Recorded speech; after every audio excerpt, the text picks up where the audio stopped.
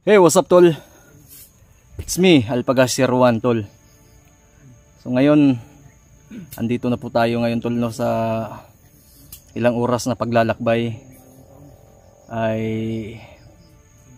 tuloy-tuloy po yung pagsosolve natin sa mga problema na hinaharap natin ngayon.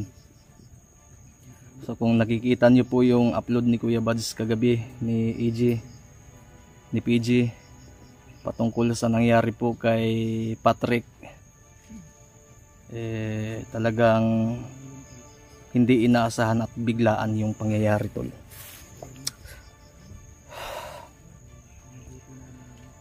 So ngayon, tulad ng sinabi ko po sa inyo sa live ko po kagabi, na sinubukan ko pong sundan yung mga kumuha po kay Patrick.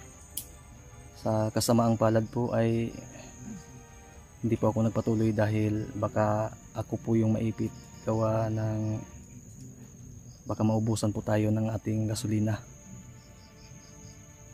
Kaya nag-usap na kami ni Kuya Buds kanina, lahat ng mga kasamahan namin, na magbabaka sakali kami na baka dito dinala si Patrick at syempre si Bornok tol.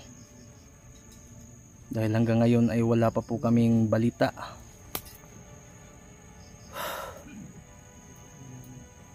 Kaya nandito po kami, kumpleto po yung tropa tol. Isang malaking sanib pwersa po ito. Dahil hindi po makukumpleto yung grupo, lalong lalo na wala si Patrick, nako po.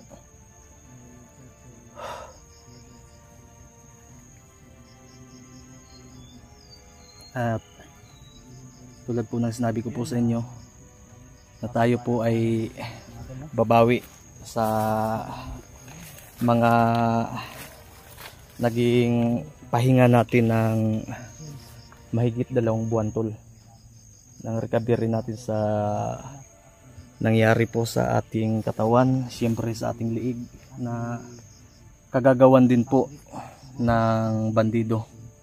So sa mga hindi po pala nakakaalam o hindi pa nakakapanood ng mga video ko sa pagbabalik ko, ako po ay napalo ng bandido nung nakaraang 2 buwan.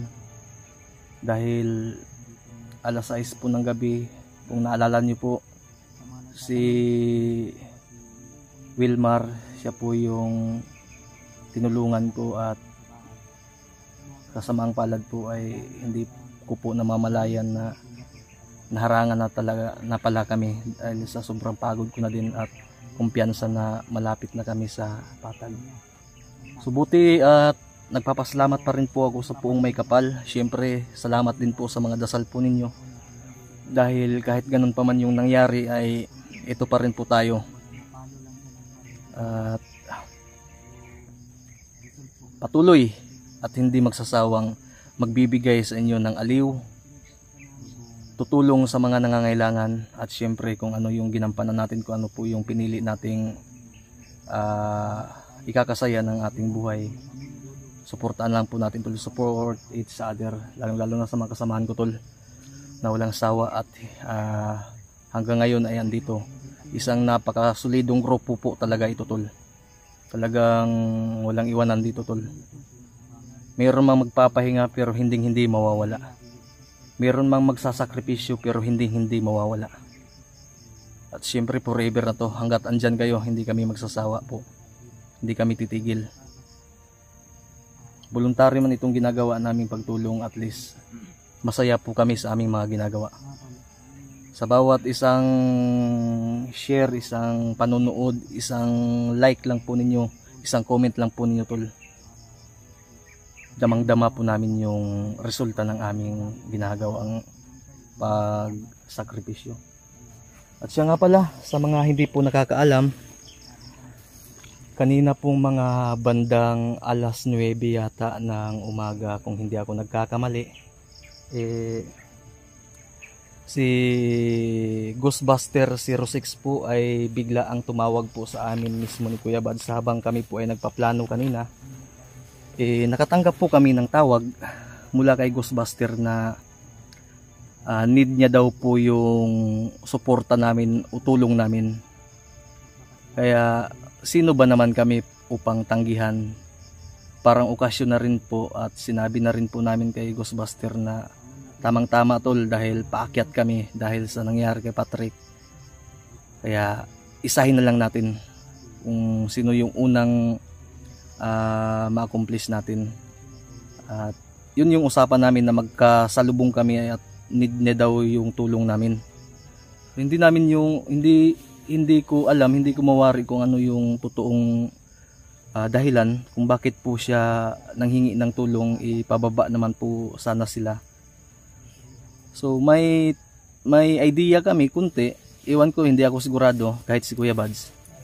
Iba kasi Kilaw na ano yata yung ano niya. Iwan ko lang. Basta malalaman natin yan pag magkita natin sila tol. Kaya sana ay andyan pa rin po kayo. Sana sa lahat ng mga nadidismaya, kung kayo po ay hindi po nakasakay sa aming mga aliwan, kulitan, part of exploration po namin yan tol. Ginagawa namin yan upang kahit kunti man lang makaginhawa kami, mawala yung takot namin. Mahirap po yung palagi tayong seryoso, nakakasira po yun ng ulo, di ba? Kaya i-enjoy lang po natin tol, i-enjoy lang po natin. At hoping po ako na sana ay masanay na rin po yung mga hindi nasasanay dyan. Sana masanay na rin po kayo at huwag kayong magsawang manood po ng video namin dahil sa isang panonood nyo lang po tol, malaking impact na po yun sa amin. Talagang thank you so much po talaga. Hindi na namin mararamdaman yung pagod dahil feel namin na andyan pa rin po kayo. Kahit ilang views lang yung abutin natin sa kada video, okay na ako tol. Ang importante damang-dama ko yung pagmamahal niyo, yung suporta ninyo, damang-dama ko pa rin po. Yung mga nagsasabi na tumigil na ako, hindi po. Talagang may material po tayo, may physical po tayong pangangatawan. Normal po yung nakakaranas tayo ng sakit na malubha. Dahil hindi po tayo makapangyarihan. Tayo ay likha lamang ng Panginoon. Hindi natin kasi alam yung mga mangyayari pa lang dahil hindi tayo manghuhula. Oo, may kaalaman tayo pero hindi ko ina-apply sa sarili ko na makapangyarihan ako. Hindi. Wala nang ibang higit na makapangyarihan bukod sa Panginoon Diyos at sa anak ng si Kristo. Yun lang. Kaya sana po ay kahit papano ay ako ay humihingi ng pasensya at siyempre nagpapasalamat na rin po sa inyo.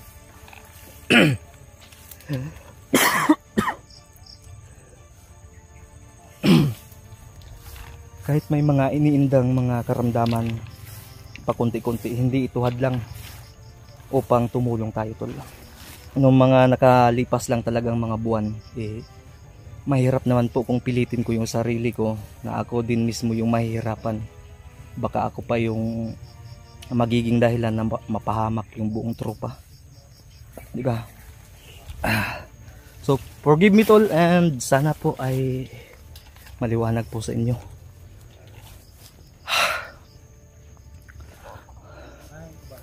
Mart.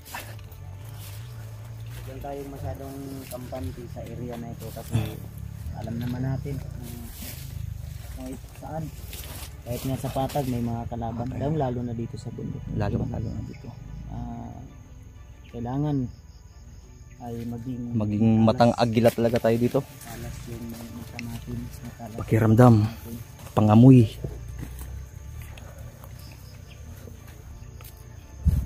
Sila Mart na dyan. Andun man sila Mart. So huwag lang tayo masyadong kampante. Sakit pa imong tiil? Sakit pa imong tiil? Ay lang sa pugsa, pero mas mayo sunod og kuan para pinsa ba. Brad, asan to imong bot day, Brad? Nawala oy. Ha? Nawala. Masapatusan naman ka na imong tiil.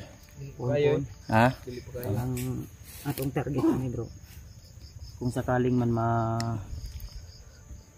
makita yun nato si Buster kay ni hatag man to. Mambutag na receive baton na ang kuan. Kay ning tawag man sa to agan ang location nga iyang gihatag sa to ang tag makuha nato kung hapon na manggod Kadawat na sulti man nato sa iya nga dirita approach mo kung asa siya mo gawas diri siya mo gawas kay nga masagtabang. So yun nga lang yung sinabi ko sa inyo kanina tol, hindi namin mawari ni Kuya Bads kung anong yung nangyayari, ipababa naman po sana sila. So, may tendency na si Kilaw o either ano ba, marami bang kalaban? nakita ko sa video nila yung hindi ka tayo nakakyat dito, marami silang nasasagupa. Kumbaga kahit tumutulong si Kilaw sa pagpaslang ng mga kalaban hindi maubos dahil sa sobrang dami. At lalo na bro, galit na galit yung ibang Yun, totoo. Dahil talagang papalag yung mga bandido bro. Lalo na ngayon, sitwasyon natin ngayon, si Bagnot ay paano ng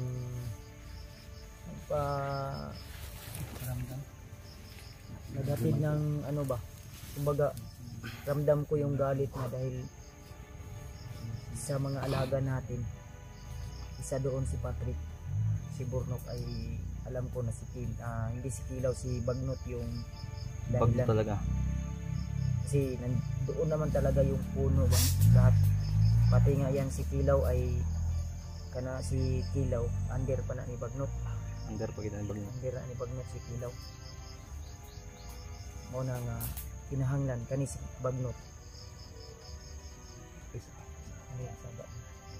So hindi nyo lang alam tol kung gaano kalakas si Bagnot.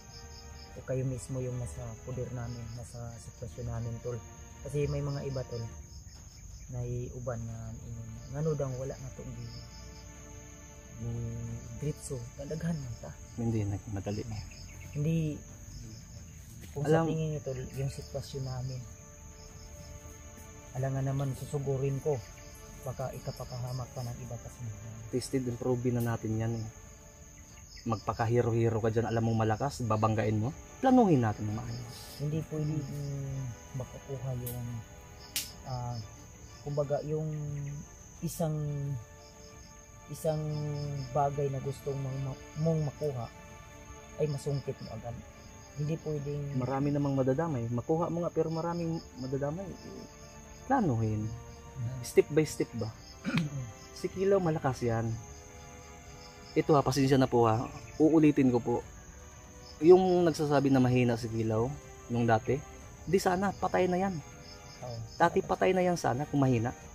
Lalo nasugatan sa tiyan, ilang segundo lang pinunyan ko na nga yan. Pero, lumipad na naman. Balintik. Yun ba yung mahina? Kaya isa ako sa number 1 na proud ako dahil sa ginawa ni Buster. Yes, also.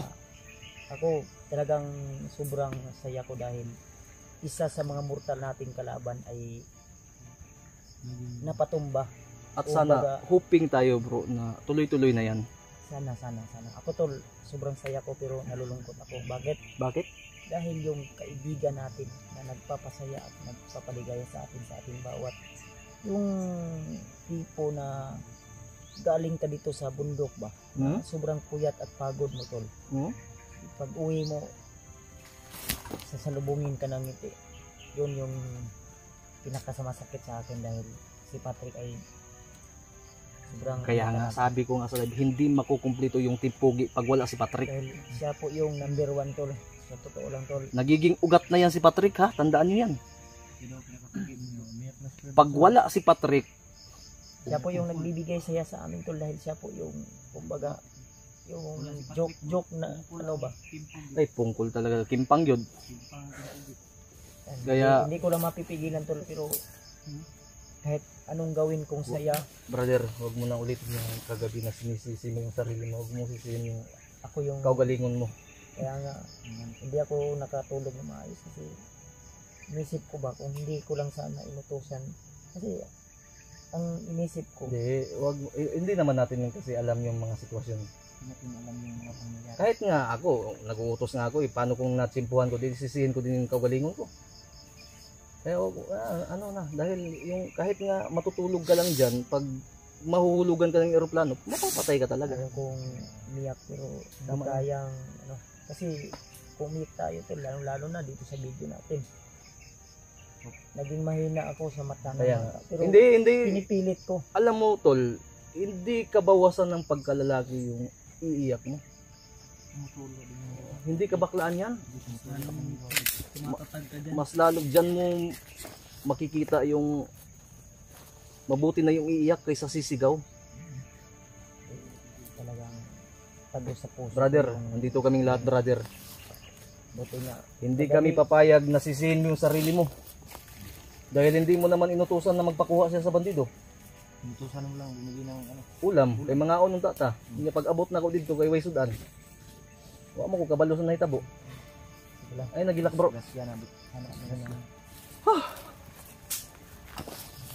Ako nagpapasalamat ako tan dahil